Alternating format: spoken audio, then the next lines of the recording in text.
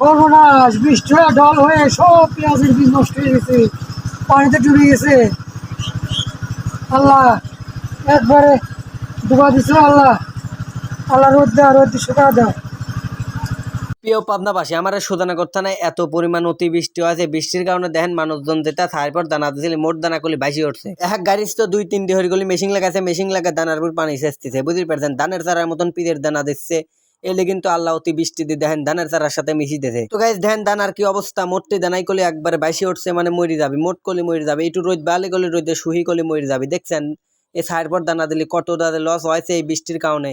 আমার পাবনার সুজানগরের কৃষকের একবারে মাথায় হাত। তো গাইস এই বৃষ্টির কারণে করলে আমার সুজানগরের যত লোক করলে দানা দিয়েছিল সব দানা করলে ক্ষতিগ্রস্ত হয়ে গেল, মানে একবারে দানা মোট মার গেল। যারা সাইডপর দানা দিয়েছে সব কলি মার গেছে, বুঝতে পারছেন? গাইস দেখেন আমার পাবনার সুজানগরের পিস কলি সেরকম বিখ্যাত। তো গাইস পিসের দানা করলে এত মার গেল, এই মার যাওয়ার কারণে করলে কৃষকরা সেইরকম ক্ষতিগ্রস্ত হলি। আবার খালি পিসের দানা এলো দেখেন ধান কলি এলোমেলো হয়ে পড়ে আছে, এইসব ধানও কলি ক্ষতিগ্রস্ত হয়ে গেল। এই অল্প একটু বৃষ্টির কারণে করলে সেরকম ক্ষতি হয়ে গেল আমার পাবনার সুজানগরের চক।